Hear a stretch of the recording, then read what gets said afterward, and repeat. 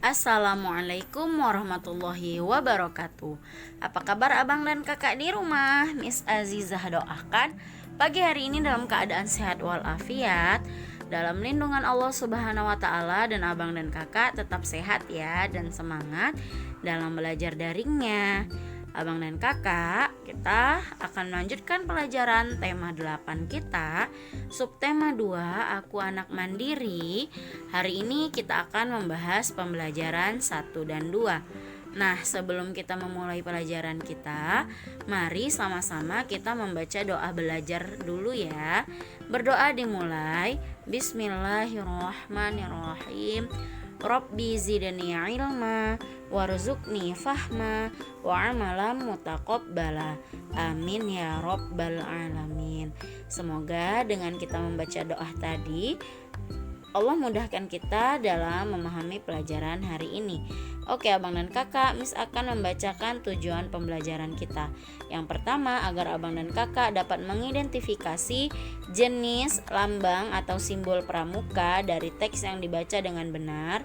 Yang kedua, agar abang dan kakak dapat mengidentifikasi macam-macam bangun datar melalui gambar atau benda-benda konkret dengan benar.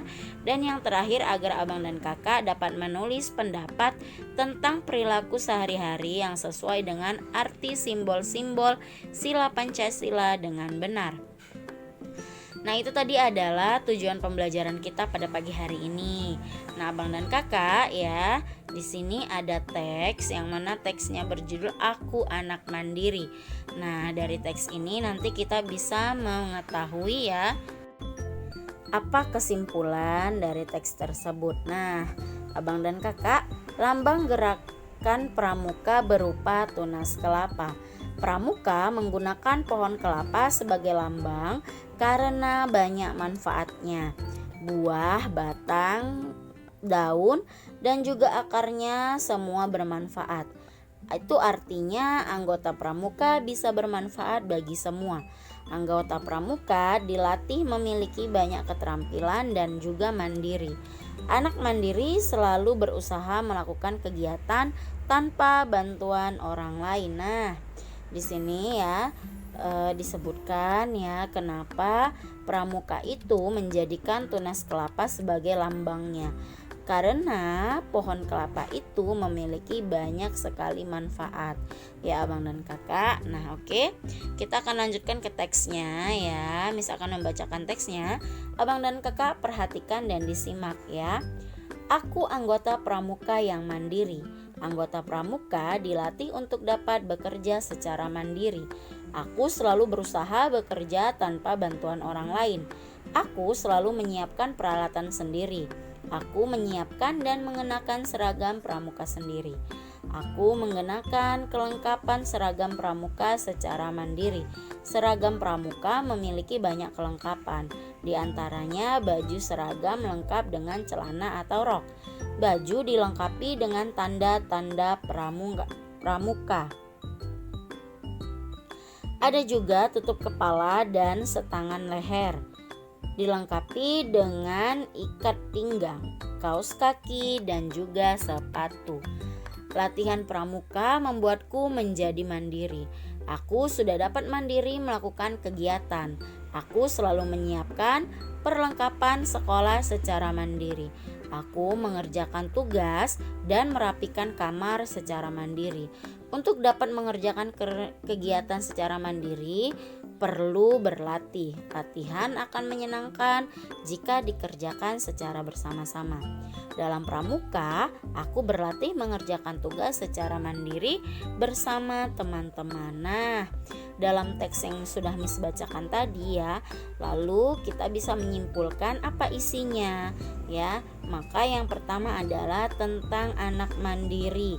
Nah, contohnya adalah ya, dia melakukan ya kegiatan ya tanpa dibantu orang lain ya. Apa yang dia mampu dia kerjakan gitu. Lalu dia dapat merapikan kamar secara mandiri, menyiapkan perlengkapan sekolahnya secara mandiri. Nah, itu adalah contoh kemandirian. Nah, yang kedua ya, tadi teksnya ya isinya tentang kelengkapan seragam pramuka ya. Nah, seragam pramuka itu ya harus dilengkapi dengan memakai ikat pinggang, pakai kaos kaki, sepatu, tanda barung, topi, nah dan lain sebagainya. Oke abang dan kakak ya, di sini ada gambar ya penggunaan simbol atau atribut pada seragam pramuka siaga. Nah, di sini ada pramuka siaga putri dan juga pramuka siaga putra. Nah, kalau kita lihat ya tidak berbeda jauh ya antara atribut laki-laki dan juga perempuan ya. Hanya saja kalau perempuan pakai rok, kalau laki-laki pakai celana ya, lalu topinya ya kalau perempuan pakai topi boni ya. Nah, seperti itu. Nah, harus pakai kacu ya, ada tanda barungnya seperti itu ya abang dan kakak, ada tanda tunas kelapanya. Nah, setelah kita bisa lihat tanda-tanda pramuka ini ya, maka kita seperti melihat bahwasannya ya tanda-tanda pramuka ini seperti bangun datar ya kan. Nah, kita akan mengenal bangun datar dari benda konkret. Perhatikan bentuk tanda pramuka tersebut. Bentuk tanda pramuka memiliki bentuk bangun datar. Ada lingkaran, segitiga, persegi, dan juga persegi panjang. Nah, oke abang dan kakak, kita lanjut ya. Kita akan belajar pengamalan Pancasila sila keempat. Nah, abang dan kakak masih ingat ya apa bunyi sila keempat? Iya benar sekali, kerakyatan yang dipimpin oleh hikmat kebijaksanaan dalam permusyawaratan perwakilan. Nah, ada kata musyawarah. Kira-kira musyawarah itu apa ya Miss? Nah, musyawarah adalah berdiskusi secara bersama-sama untuk menyelesaikan suatu masalah demi tujuan mufakat atau kesepakatan bersama. Jadi musyawarah ini bertujuan untuk mencari ya suatu kesepakatan dalam suatu masalah. Nah abang dan kakak ya, musyawarah juga merupakan salah satu pengalaman sila Pancasila. Musyawarah merupakan pengalaman sila keempat. Sila keempat berbunyi kerakyatan yang dipimpin oleh hikmat kebijaksanaan dalam permusyawaratan perwakilan. Simbol sila keempat Pancasila berupa kepala banteng. Nah, Miss Ajijah yakin ya bahwasanya abang dan kakak mampu ya menghafalkan ya, mampu menyebutkan sila keempat Pancasila dan dapat mengenali simbolnya ya. Nah, di sini ada contoh-contoh pelaksanaan sila keempat Pancasila ya. Ada 4 contohnya. Yang pertama itu ada pemilihan kepala desa. Yang kedua, pemilihan ketua kelas. Yang ketiga, mendamaikan teman. Dan keempat, pemilihan bagi kelompok. Nah, contoh gambar 1 ya Bang dan Kakak, untuk memilih suatu kepala desa atau suatu kepala negara ya, kita melaksanakan musyawarah. Begitu juga pemilihan ketua kelas, bersama teman di kelas kita memilih ya dengan cara bermusyawarah siapa yang akan kita jadikan ketua kelas. Begitu juga dengan mendamaikan teman ya. Kita bermusyawarah apa menjadi masalahnya dan bagaimana cara menyelesaikannya. Nah, seperti itu ya Bang dan Kakak. Nah, sekarang ada tugas. Tugasnya adalah Bang dan Kakak menuliskan bentuknya sesuai pada gambar di samping. Ada bentuk lingkaran, persegi, persegi panjang, dan segitiga. Ya, Abang dan Kakak perhatikan penggunaan tanda atribut pramuka siaga putri. Nah, maka ya dari bentuknya ya, yang mana yang lingkaran, persegi, persegi panjang, dan juga segitiga.